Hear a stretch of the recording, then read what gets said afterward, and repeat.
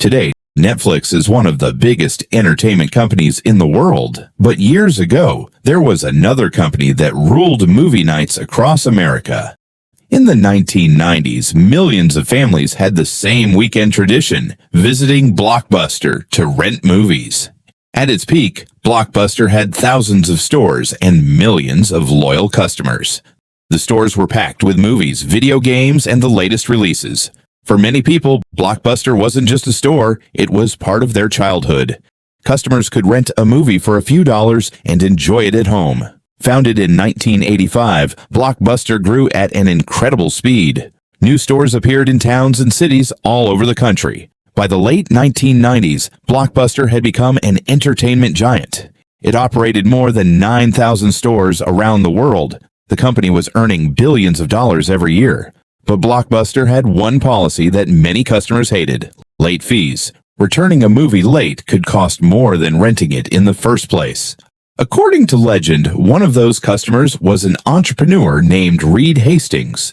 After paying a large fee for a movie he forgot to return, Hastings began thinking differently. He asked himself a simple question: what if renting movies could be easier? Together with his friend Mark Randolph, he started working on a new business idea. Their plan was unusual. Customers would order movies online and receive them in the mail. In 1997, Netflix was born inside a tiny office. Nobody knew it at the time, but this small startup would eventually challenge one of America's biggest companies. Unlike Blockbuster, Netflix didn't own giant stores or thousands of employees. It was just a small team with a big dream. Their idea was simple but revolutionary. Customers could order movies online and receive them in the mail. Instead of driving to a rental store, people could sit at home and wait for their movies to arrive. It was more convenient than Blockbuster, but many people still doubted the idea. Investors weren't convinced. Why would anyone rent movies through the internet? But the founders believed that one day, online services would change everything. Slowly, Netflix started attracting customers who loved avoiding late fees. But compared to Blockbuster, Netflix was still tiny. Blockbuster executives weren't worried. They believed their business would continue to dominate for decades. After all, Blockbuster had billions of dollars in revenue and stores across the world. Meanwhile, Netflix faced a major problem. It was losing money. The company was spending more than it earned, and time was running out. By the year 2000, Netflix was dangerously close to failure. Reed Hastings knew that something had to change. Then he came up with a bold plan. He decided to approach the most powerful company in the industry. Together, the founders traveled to Blockbuster headquarters. Their mission was simple: convince Blockbuster to buy Netflix. They believed the deal could save Netflix and help Blockbuster enter the online world. What happened next would become one of the most famous business decisions in history. In 2000, Reed Hastings made a surprising offer. Netflix was willing to sell itself to Blockbuster for just $50 million. Today, that number sounds tiny, but at the time, Netflix was struggling to survive. According to several reports, Blockbuster executives laughed at the proposal. From their perspective, Netflix was just a small startup competing against a giant. Blockbuster had more than 9,000 stores and millions of customers around the world. Hastings believed that the internet would eventually transform the movie business forever, but Blockbuster executives believed people would always prefer renting movies in physical stores. The meeting ended without a deal. Netflix left disappointed, unsure of what the future would bring. At that moment, nobody could have imagined that Blockbuster had just rejected one of the biggest opportunities in business history. Back at Netflix, the company still faced enormous financial problems. The team worked day and night, trying to keep the company alive. As time passed, something important was happening outside the movie industry. Internet technology was improving faster than ever before. More and more people were connecting to the internet. Reed Hastings realized that DVDs would not last forever. One day, movies would be streamed instantly over the internet. It sounded impossible to many people, but Netflix decided to invest in the future. While Netflix focused on innovation, Blockbuster continued relying on its stores. And with every passing year, the entertainment industry moved closer to a major transformation. By the mid-2000s, internet speeds had improved dramatically.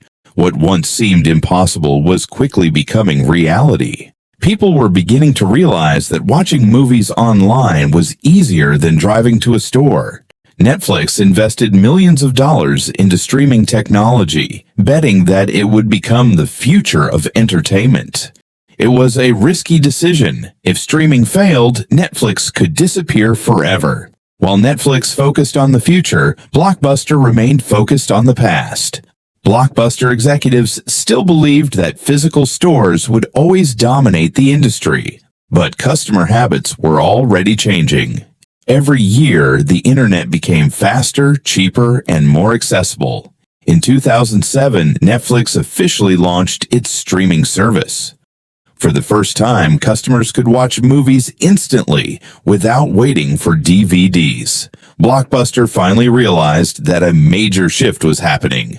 The company rushed to create its own online services.